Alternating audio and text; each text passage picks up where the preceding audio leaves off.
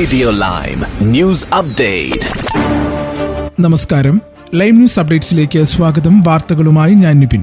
ബ്രിട്ടനിൽ സ്വന്തമായി വീടുള്ളവർക്ക് കൂടുതൽ നികുതി ഭാരം വന്നേക്കും. ചാൻസലർ റേച്ചൽ റീവ്സ് ബജറ്റിൽ പ്രഖ്യാപിച്ച മാൻഷൻ ടാക്സ് ധനികരുടെ വീടുകൾക്ക് മാത്രമായിരിക്കുമെന്ന് തോന്നുമെങ്കിലും സ്ഥിതി അതാകില്ല എന്നാണ് പിന്നീട് വരുന്ന റിപ്പോർട്ടുകൾ പറയുന്നത്. 15 മില്യൺ പൗണ്ട് മൂല്യമുള്ള കുടുംബ വീടുകളിലും മാൻഷൻ ടാക്സ് വേട്ടയിൽപ്പെടുമെന്നാണ് പ്രോപ്പർട്ടി ഉടമകൾക്കുള്ള മുന്നറിയിപ്പ്. നവംബറിലെ ബജറ്റിൽ 2 മില്യൺ പൗണ്ടിന് മുകളിൽ വിലയുള്ള ഉയർന്ന മൂല്യമുള്ള കൗൺസിൽ ടാക്സ് സർചാർജായാണ് ചാൻസലർ പ്രഖ്യാപിച്ചത്. 2028 ഏപ്രിൽ മുതൽ ഇത് നിലവിൽ വരും.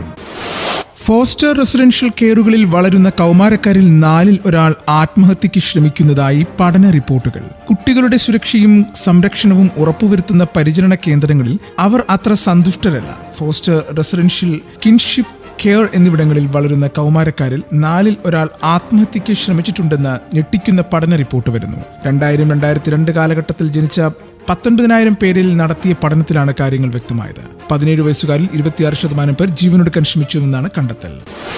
ഇന്ത്യൻ പാസ്പോർട്ട് ഉടമകൾക്ക് ആശ്വാസകരമായ പ്രഖ്യാപനവുമായിട്ട് ജർമ്മനി വരുന്നു. ഇന്ത്യൻ പാസ്പോർട്ട് ഉടമകൾക്ക് ഇനി മുതൽ ട്രാൻസിറ്റ് വിസ ആവശ്യമില്ല. അതിനു മുൻപ് ജർമ്മനിയിൽ എയർപോർട്ടുകൾ വഴി മറ്റു രാജ്യങ്ങളിലേക്ക് പോകണമെങ്കിൽ പ്രത്യേകിച്ച് ട്രാൻസിറ്റ് വിസയ്ക്ക് അപേക്ഷിക്കണമായിരുന്നു. എന്നാൽ ഇനി മുതൽ ഈ പ്രത്യേക വിസയില്ലാതെ ജർമ്മൻ താവളങ്ങൾ വഴി മറ്റു രാജ്യങ്ങളിലേക്ക് ഇനി മുതൽ ഇന്ത്യക്കാർക്ക് യാത്ര ചെയ്യാൻ സാധിക്കും എന്നതാണ് പ്രത്യേകത. അയർലൻഡിലെ ക്യാവനിൽ മലയാളി അന്തരിച്ചു. വിട പറഞ്ഞത് ചേർത്തല സ്വദേശി സജി സുരേന്ദ്രൻ. ഇന്ന് രാവിലെ ഹൃദയാഘാതത്തെ തുടർന്നായിരുന്നു മരണം. ആംബുലൻസും മെഡിക്കൽ സംഘവും എത്തിയെങ്കിലും മരണം സ്ഥിരീകരിച്ചിരുന്നു. ആലപ്പുഴ ജില്ലയിലെ ചേർത്തല സ്വദേശിയായ സജി ചെറിയിൽ സുരേന്ദ്രൻ നാട്ടിൽ അഭിഭാഷകനായിരുന്നു. 2008 അയർലൻഡിൽ എത്തുന്നത്. ഭാര്യ ശ്രീലത സ്റ്റാഫ് നഴ്സായി ജോലി ചെയ്യുകയാണ്. മകളുണ്ട്. അന്തരിച്ച സജിക്ക് റേഡിയോ ലൈമിന്റെ ആദരാഞ്ജലികൾ.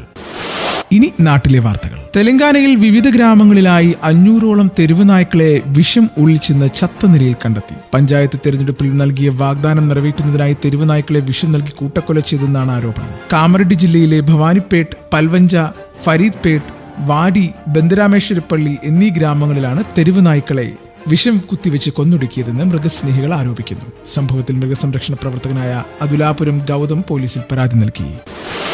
ശുചീകരണ തൊഴിലാളിക്ക് റോഡരികിൽ കിടന്ന് കിട്ടിയ ബാഗിൽ നിന്നും ലഭിച്ചത് 45 ലക്ഷം രൂപ വിലമതിക്കുന്ന 45 പവന്റെ സ്വർണ്ണാഭരണങ്ങൾ. പതിവ് പോലെ ടി നഗറിൽ ശുചീകരണ പ്രവൃത്തി ചെയ്യുമ്പോഴാണ് പത്മ റോഡരികിൽ ഉപേക്ഷിച്ച നിലയിൽ ബാഗ് കണ്ടത്. ബാഗ് തുറന്നു നോക്കിയപ്പോഴായിരുന്നു നിറയെ സ്വർണ്ണാഭരണങ്ങൾ കണ്ടത്. ഒട്ടും സമയം കളയാതെ ബാഗുമായി സമീപത്തെ പോണ്ടി ബസാർ പോലീസ് സ്റ്റേഷനിലെത്തിയ പത്മം സ്വർണം കൈമാറി. ഉടമയെ തേടി പോലീസ് അന്വേഷണത്തിൽ സ്വർണ്ണാഭരണം നങ്കനല്ലൂർ സ്വദേശിയായ രമേശിന്റേതാണെന്ന് കണ്ടെത്തി. ഒട്ടേറെ പേർ പത്മയുടെ സത്യസന്ധതയിൽ അഭിനന്ദിക്കാനെത്തി. പത്മയുടെ മാതൃകാപരമായ പെരുമാറ്റത്തിൽ തമിഴ്നാട് മുഖ്യമന്ത്രി എം കെ സ്റ്റാലിൻ 1 ലക്ഷം രൂപ പാരിതോഷികം നൽകി.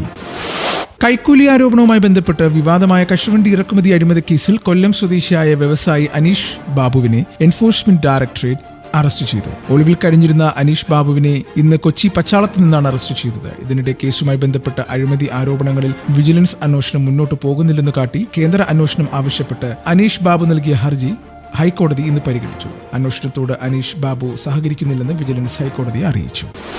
ICC ഏകദിന ബാറ്റിംഗ് റാങ്കിങ്ങിൽ രോഹിത് ശർമ്മയെ പിന്തള്ളി ഒന്നാമതെത്തി ഇന്ത്യൻ സൂപ്പർ താരം വിരാട് കോഹ്ലി. ന്യൂസിലൻഡിനെതിരായ ആദ്യ ഏകദിനത്തിന് തകർപ്പൻ അർദ്ധ സെഞ്ചുറിക്ക് പിന്നാലെയാണ് കോഹ്ലി റാങ്കിങ്ങിൽ 1-ാം സ്ഥാനത്തേക്ക് കയറിയത്. കഴിഞ്ഞ 5 ഏകദിന മത്സരങ്ങളിൽ നിന്ന് 2 സെഞ്ചുറിയും 3 അർദ്ധ സെഞ്ചുറിയുമായി മിന്നും ഫോമിലാണ് താരം. ഇന്നത്തെ പൗണ്ട് വിനിമയ നിരക്ക് 121.48 രൂപ. ഇതോടുകൂടി വാർത്തകൾ കഴിഞ്ഞു. കൂടുതൽ വാർത്തകൾ അടുത്ത ബുള്ളറ്റിൽ.